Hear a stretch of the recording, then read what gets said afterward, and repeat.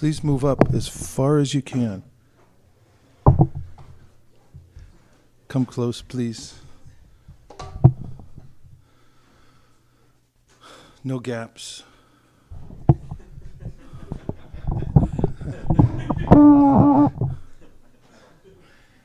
You have a kartal?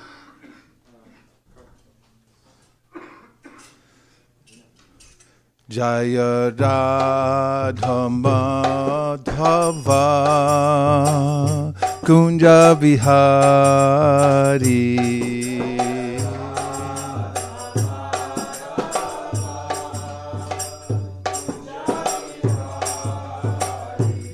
Jaya Radha Madhava Kunja Bihari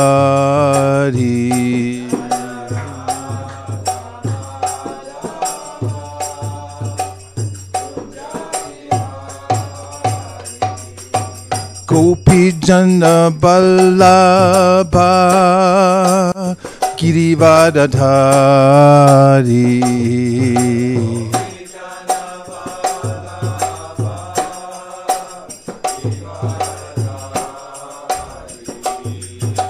Gopi Jana Ballabha Girivadadhari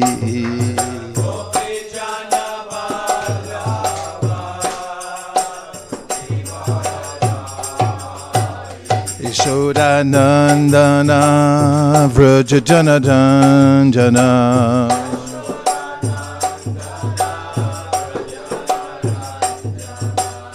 Yashodanandana Vraja Janadandana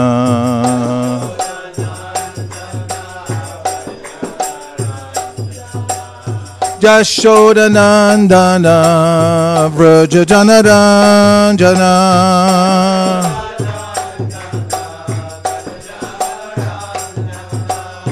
Yashodanandana Vraja Janadandana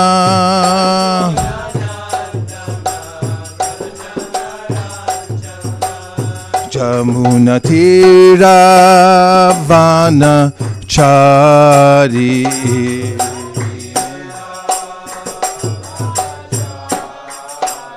Jamuna Tira Vana Chari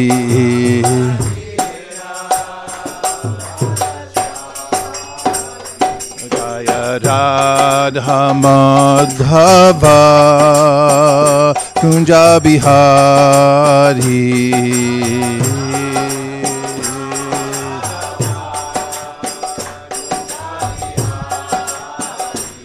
Jaya Radha Madhava Kunja Bihari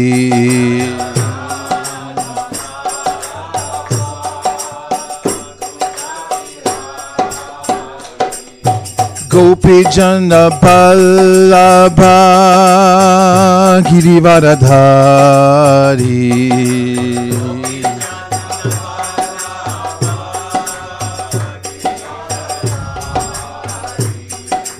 Gopi Jana Ballabha Girivadadhari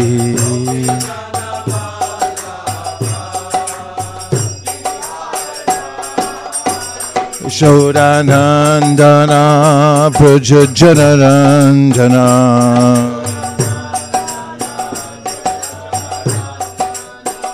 Yashodanandana Vraja Janadandana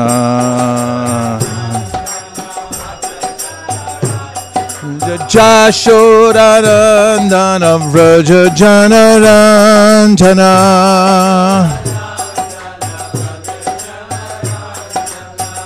Yashodanandana Vraja Janadandana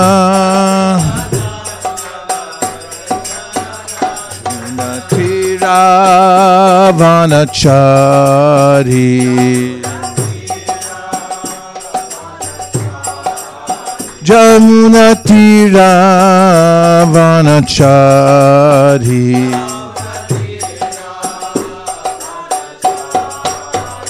Jaya Radha Madhava Kunja Bihari.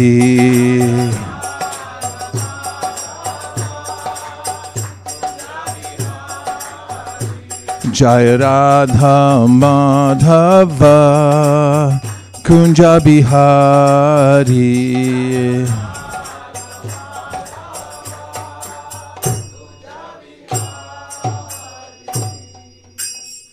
Om Namo Bhagavate Vasudevaya. Om Namo Bhagavate Vasudevaya. Om Namo Bhagavate Vasudevaya. Narayanam Namaskritya Naram Chaiva Narottamam Devim Sarasatim Vyasam Tato Jayamudiraye. We're reading from the Srimad Bhagavatam, Canto 6, Chapter 10, and today's texts are 1 through 4, if I'm not incorrect. Maybe I am incorrect. What is it? What is it? That was yesterday. Okay, so 6, 10. Good, thank you. This takes up the chapter entitled The Battle Between the Demigods and Vritrasura. The first text reads, Sri Shukadeva Goswami said, after instructing Indra in this way, the Supreme Personality of Godhead, Hari, the cause of the cosmic manifestation, then and there disappeared from the presence of the onlooking demigods. 2. O King Parikshit, following the Lord's instructions, the demigods approached Dadichi, the son of Atarava. He was very liberal, and when they begged him to give them his body, he at once partially agreed.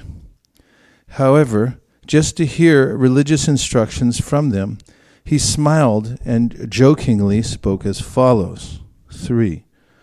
O elevated demigods, at the time of death, severe, unbearable pain takes away the consciousness of all living entities who have accepted material bodies. Don't you know about this pain? 4. In this material world, every living entity is very much addicted to his material body.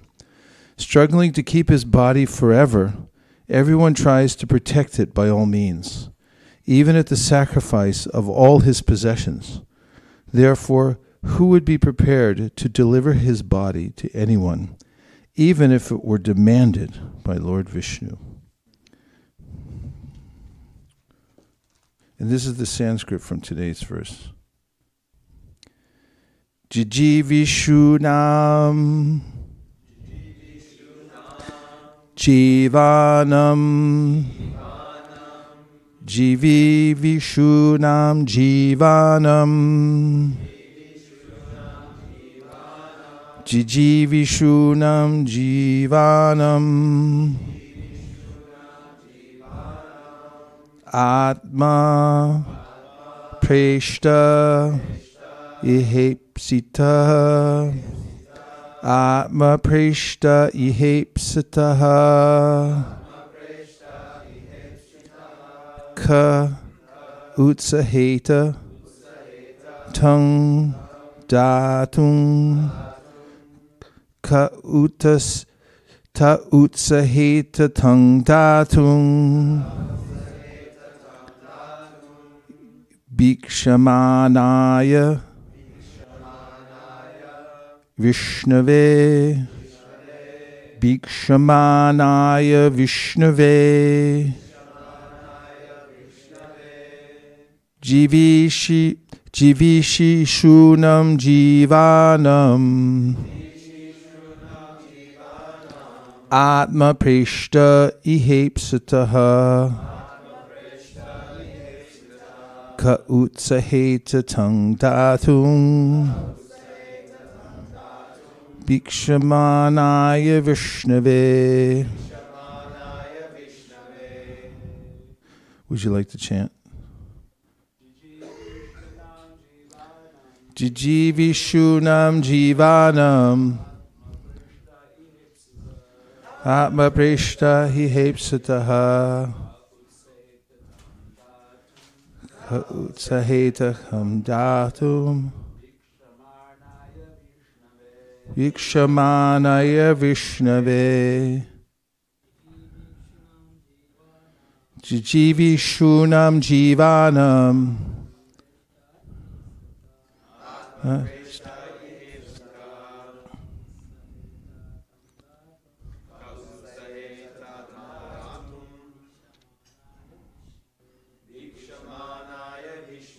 Vaishnavis?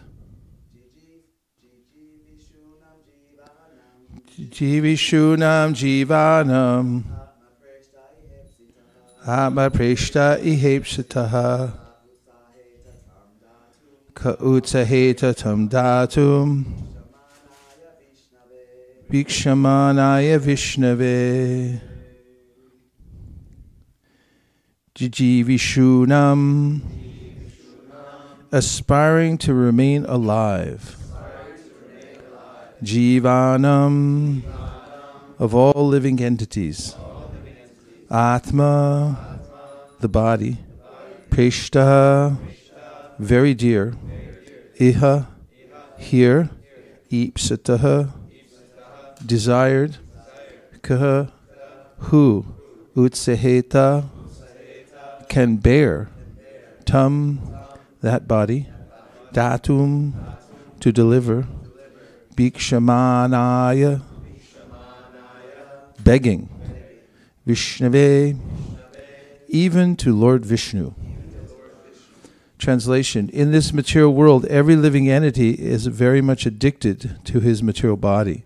Struggling to keep his body forever, everyone tries to protect it by all means, even at the sacrifice of all his possessions. Therefore, who would be prepared to deliver his body to anyone, even if it were demanded by Lord Vishnu? Would you like to repeat? Say yes. In this material world, every living entity is very much addicted to his material body. Struggling to keep his body forever, everyone tries to protect it by all means, even at the sacrifice of all his possessions. Therefore, who would be prepared to deliver his body to anyone, even if it were demanded by Lord Vishnu? Purport by His Divine Grace A.C. Bhaktivedanta Swami Prabhupada. Srila Prabhupada ki jai. It is said, Atmanam sarvato rakshet tato dharmam tato dhanam. One must protect his body by all means. Then he may protect his religious principles and thereafter his possessions. This is the natural desire of all living entities. No one wants to give up his body unless it is forcibly given away. Even though the demigods said that they were demanding Dadichi's body for their benefit in accordance with the order of Lord Vishnu, Daditi superficially refused to give them his body. Om Jnanatimirandasya Jnananjana Shalakaya Chakshurun Militam Dena Tasmai Shri Gurave Namaha Shri Chaitanya Manopishtam Stapitam Yena Bhutale Swayam Rupa Katahmayam Dadati Swapadantikam Vandeham Sri Guru Sri Yuta Padakamalam Sri Gurun Vaishnavamscha Sri Rupam Sagrajatam Sahagana Raghunatam Vitam Tam Sajivam Sadvaitam Sadvadhutam Parijana Sahitam Krishna Chaitanya Devam Shri Radha Krishna Padan Sahagana Lalita Shri Vishakanvitamscha He Krishna Karuna Sindho Dinabandho Jagatpate Gopesha Gopika Kanta Radha Kanta Namostute Tapta Kanchana Gaurangi Radhe Vrindavaneshwari Vrishabhanu Sute Devi Pranamami Hari Priye Vansha Kalpatarubhyascha Kripa Sindhubhya Evacha Patitanam Pavanebhyo Vaishnavebhyo Namo Namaha Jaya Shri Krishna Chaitanya Prabhu Nityananda Shri Advaita Gadadhara Shivasari Gaura Bhakta Vrinda Hare Krishna Krishna Krishna Hare Hare Hare Rama Rama Rama Hare Hare Go Premanande Haribo. So Dadichi is one of our great heroes because he was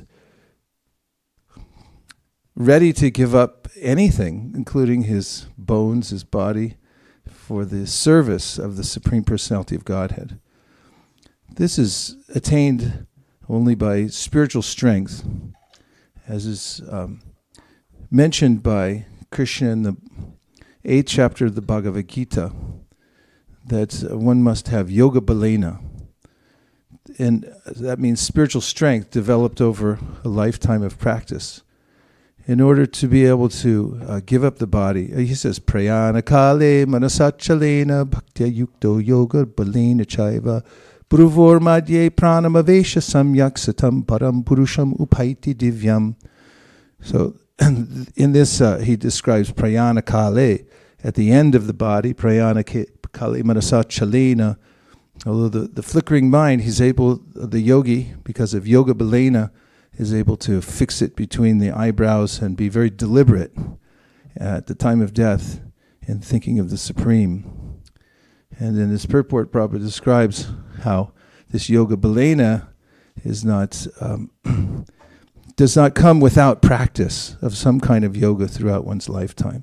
To have the wherewithal at the time that one leaves the body to be able to remember Krishna requires such practice throughout life. So what you're all doing, fixing your mind on the deity and on the holy name and on your service, this is the most useful thing that one can do in the human form of life. It's an opportunity to fix the mind. The mind, of course, accompanies us from one body to the next. And really, it's important to understand, Krishna says in the 15th chapter of the Bhagavad Gita, what's actually happening. Because he says, yatanto yoginas chainam pashyantyaman yavastitam, that a person who's studied the science of the soul and what it means to leave one's body can see what's going on. Otherwise, ukramantam stitam vapi bunjanan vav gunamnitam vimuda nana pashyanti pashyanti anachakshushaha. A person who doesn't know, who's in ignorance, doesn't see ukramantam when stepping out of the body. It means ukramantam. Out krama. He's stepping out of the body. Ukramanta stitam vapi bunjanan va gunanvitam vimudha narupashyanti. A person who lives in ignorance, thinking I'm this body, doesn't see what takes place in the change of body. But we can know this by studying the Shastra and also through personal realization, which is confirmed in the Bhagavad Gita. And I'm going to read you from Shastra that will change your vision of birth and death forever. It's from the 11th canto. So prepare to be amazed. And if you don't want to be amazed, you could step out of the room for a minute and come back in. But the person who's advancing in spiritual life is described in many places in the Bhagavad Gita as being aware that he or she is within the body, but is only observing that the body is going on as a mechanical, biomechanical entity. Like naiva kinchit koromiti yukto manyeta tatvavit pashan shrinvan swisan jigran ashnan gachan sopan shasan pralapan vishranan grinan unmishan nimishan napi indriyan indriyarteshu vartanta iti dharayan. He said, naiva kinchit koromiti. The person who is in a divine consciousness, aware of oneself and the super self, doesn't consider at all, naiva, not at all, that I'm doing anything, because the advanced person sees, although the body's moving in different ways, opening and closing the eyes, accepting things, eating things, digesting things, and so forth, that the body's going on mechanically, but I'm not involved in that. Are you involved in that? Say no. No. It's just like when you eat something, the digestive process is taking place just as if you loaded up a dishwasher, closed the door, and then you hear the gears moving or whatever it's inside. And it goes through its various cycles, so the body moves like that. Now here's the part where you're going to be amazed.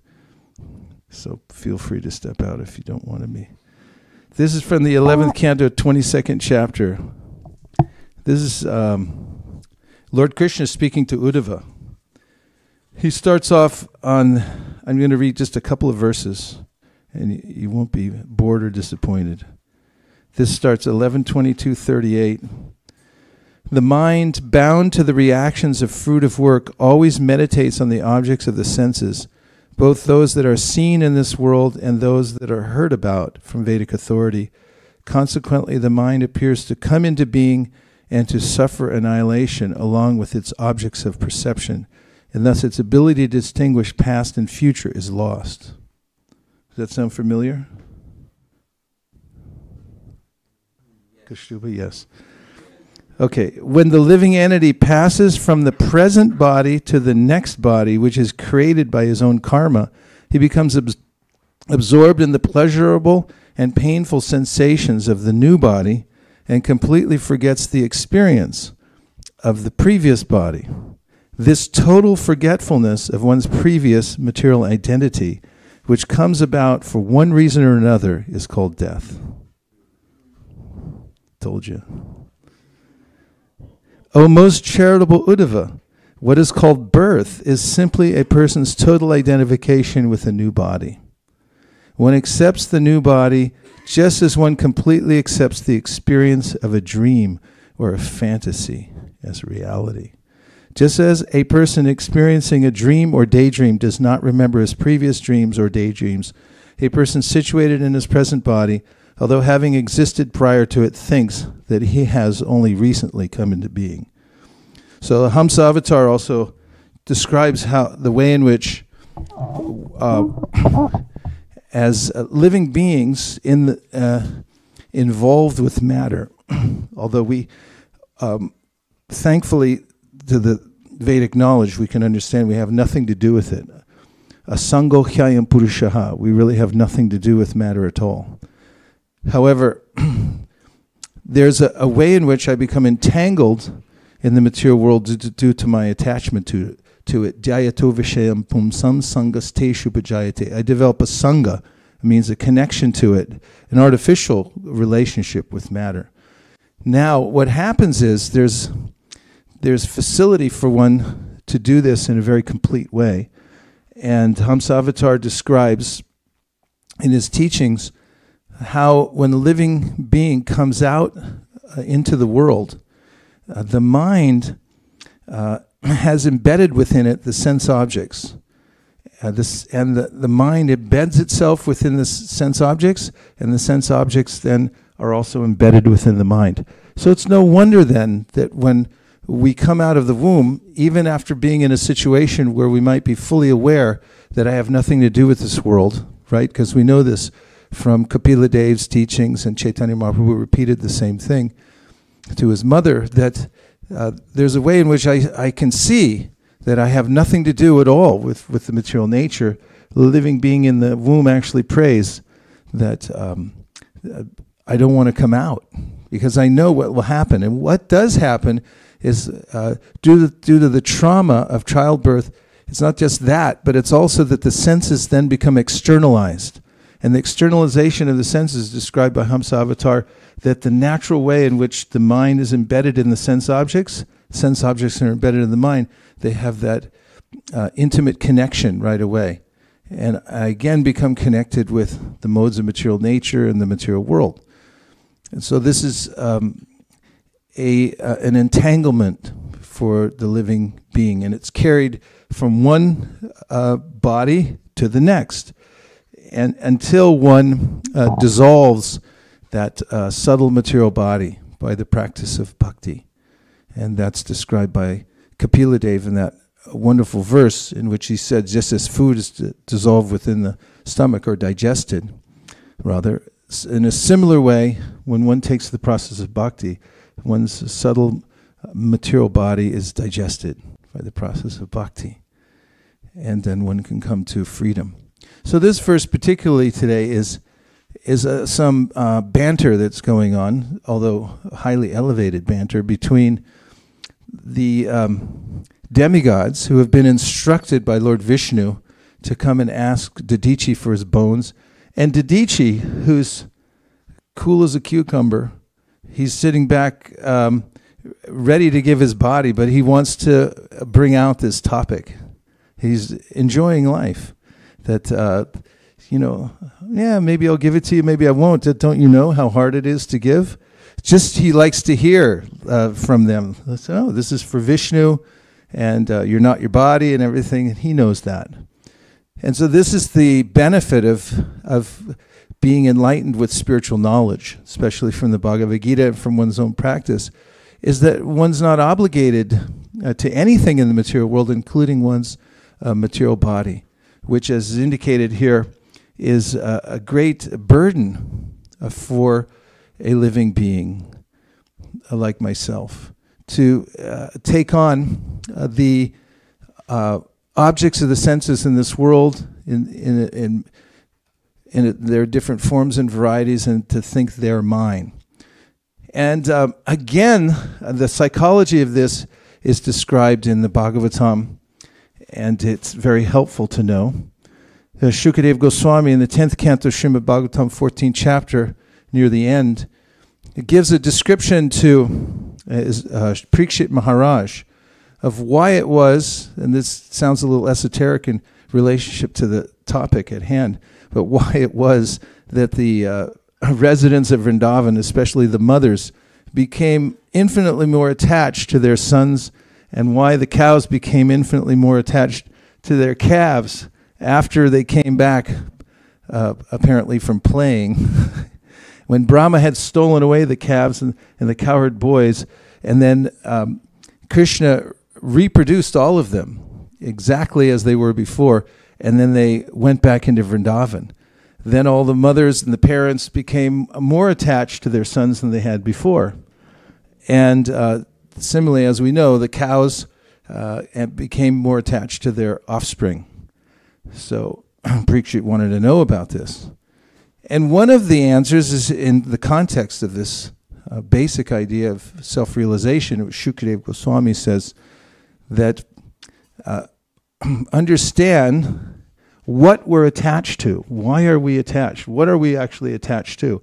I'm attached to my body, says Shukadev, because I'm in it. Otherwise, I'm not attached to it. As soon as I leave the body, it's not very attractive, and it's not attractive in anybody. It immediately gets thrown away. I've seen this before. I've been with people who left their body, like I was with my mother when she left, and right afterwards they just took the body away. There was no animation there. Soul had gone, and no longer any interest anybody had. Except there's a little bit. There's some ceremonial part because you're respecting the fact that somebody had been in the body, that a soul had been there. But that's about it. Otherwise, it gets burned to ashes. So Shukadeva Goswami says, now consider how valuable the soul is, because you're in the body. That's why you're attached to the body. and you're willing, he says in a similar way as in the verse today, to sacrifice all other things for what you think is yourself, your body. So then he says, this is a misplaced identity. You think you're your body, but you're not. So then he says, Atmanam akilatmanam. So now understand, if you're attached to yourself as a spiritual soul, then see that there's a self of yourself. What is the soul of your soul? Atmanam akilatmanam. There's a soul of all souls. So how much more will one be attached to the source of oneself than even oneself? And that is the answer to the puzzle of why the residents of Vrindavan became so attached, because everyone's attracted to the Supreme Soul. And when one then realizes one's identity as part and parcel of Krishna, and then becomes attached to Krishna, and transfers one's attachment to Krishna, one can then see, as much as I'm attached to my material body and mind and everything in relationship with it, then I should, by the process of bhakti, transfer that attachment to the Supreme Personality of Godhead and His service. So those are a few preliminary thoughts, and then we'll take some reflections. Reflection means anything that you heard so far that's stuck in your mind, or if you have an inquiry that will bring out something important that's right to the point. Yes. We have a microphone also.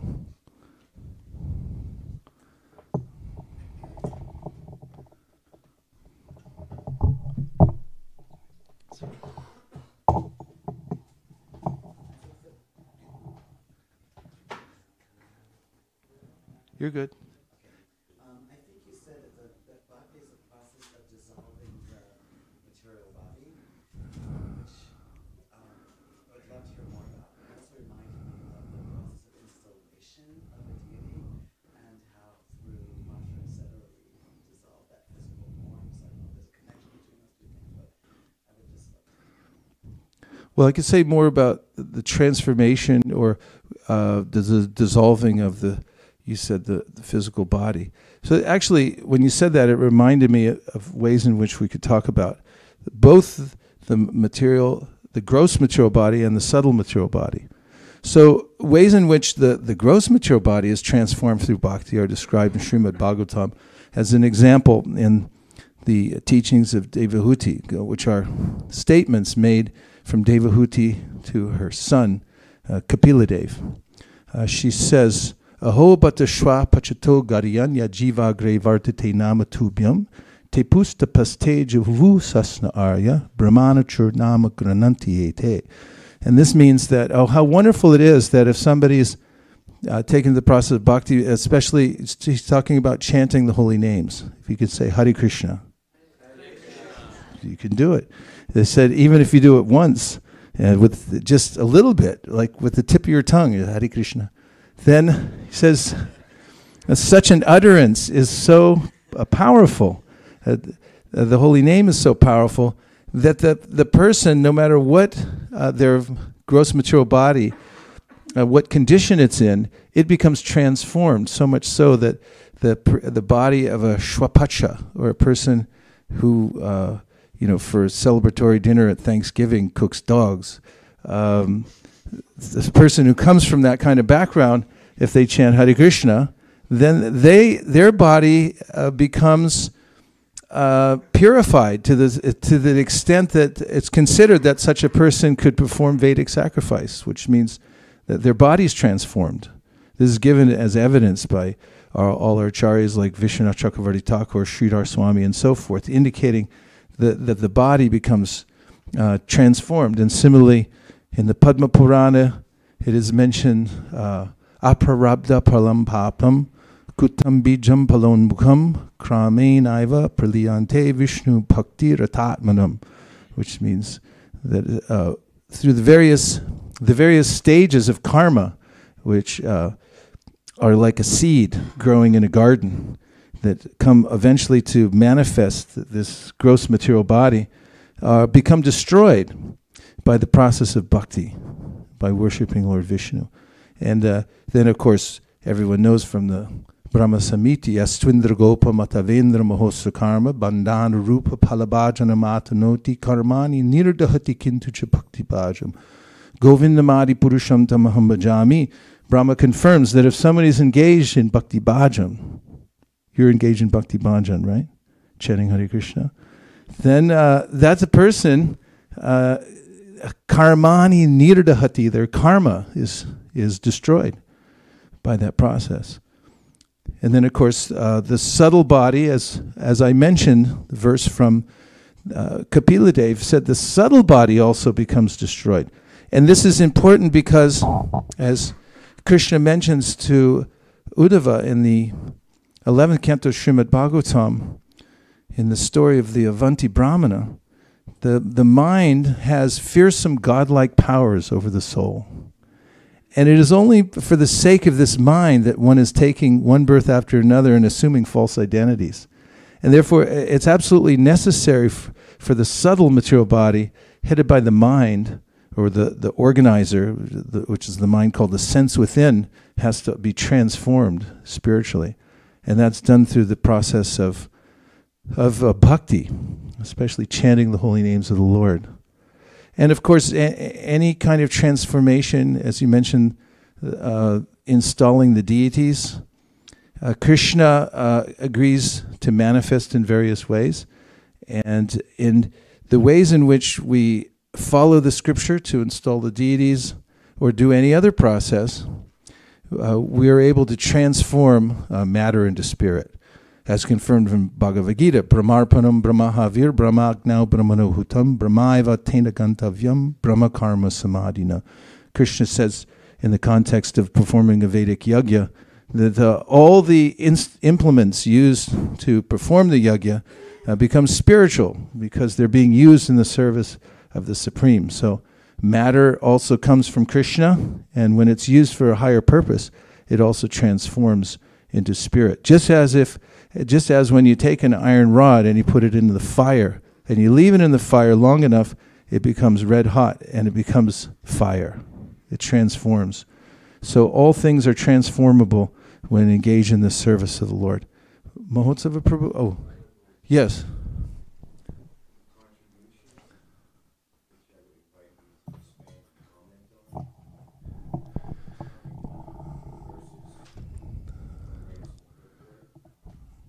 He wants me to comment on a statement that's coming in the purport. I'll just repeat.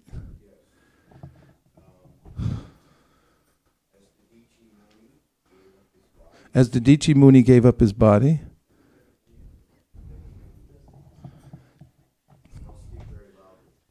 I'll repeat because there's people online that can't hear you, but I'll.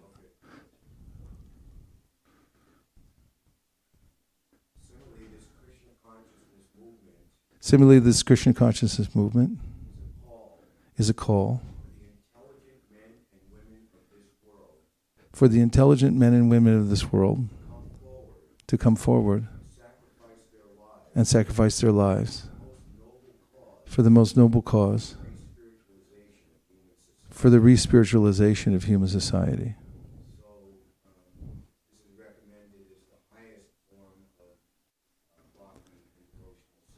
This is recommended as the highest method of bhakti and devotional service.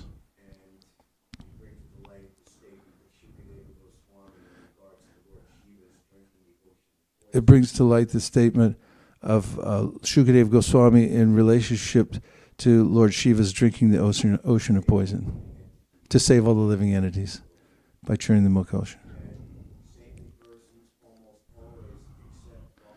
That saintly persons almost always accept voluntary suffering for the sake of uplifting the living entities. This constitutes the highest method of worship to the Supreme Personality of Godhead, who lives in everyone's heart. And you want me to comment on that? Jiva Goswami says, unless the bhaktas show compassion to others by going out into the world, just as Haridas Thakur, Advaitacharya, Lord Nityananda, all of Chaitanya Mahaprabhu's associates by the order of Chaitanya Mahaprabhu did, and tries to give mercy to the individual souls, then whatever other sacrifices they perform will not be effective. And he gives the example of if you perform a fire ceremony, but then the fire goes out, or it never starts, and you just have ashes. I guess it would have to go out to have ashes. Then you offer ghee onto that. There's no fire to consume the ghee. So similarly, one has to show compassion to others. This is also confirmed in the Bhagavatam, in which is to describe the various levels of devotees. The lowest of devotees, the Kanishtadikari, Charyameva Hariye Pujam Yasharayete Natad Bhakteshu Chanyeshu Sabhakta Prakrita Smrita. The materialistic devotee is described as one who doesn't know how to do good for others. Can't recognize a devotee, doesn't know how to do good for others. Because in a practical way, it's important, especially in our movement, we're Goshti Anandis, the reason we take the trouble to live in these big cities like New York City. It's a lot of trouble. I've been hearing from a lot of devotees like it's hard to find a place to camp out here near the Bhakti Center. And you know, to cram into the city, to get around here, to deal with the oppressive energy of the city and so forth is very difficult. But it's the highest kind of sacrifice that is epitomized by the mood of Prahlad Maharaj when he says, I don't want to live in the forest, I want to live in these cities so I can be close to everybody, to give them an opportunity to take to Krishna consciousness. This Krishna, of course, says in the Bhagavad Gita, this kind of giving to others Krishna consciousness is the most pleasing to him. The devotees become dear to him by doing that. It's the highest kind of service, he says. And similarly, we also test our own mantras, just as in previous ages, the Vedic times. The Brahmanas would test their mantras by sacrificing an animal, and then they'd bring it back to life by chanting the Vedic mantra. Does anybody know those mantras? Oh, it's all summarized. Hare Krishna, Krishna Krishna, Hare Hare. So in a similar way, it's described how Maya Mragam Dayatayepsitaman Vadavad. This verse from Karabhajana Muni, I just gave the third line of it, but it describes how in the Kali Yuga, Chaitanya Mahaprabhu sees everyone's Maya Mragam. They become like animals because of the oppressive nature of Maya, and therefore Maya Mragam, he's running after them. So similarly, he asks all of us to run after them. So we test our mantras also. We chant the mantra, and we have to test it on ourselves and see how we're being revived. But then also we can take it out and test it to other people. Say, come here for a sec. Here, chant this mantra, Hare Krishna, and then they become alive. So we test the mantra, see how those, beginning with myself, who become like an animal or less than an animal, now have been revived by chanting the Hare Krishna mantra, and we see how by giving it to others, they become revived, and we see the efficacy of the mantra. It proves how powerful it is. Tapyante lokatapena. Yes, we have 30 seconds. Hare Krishna.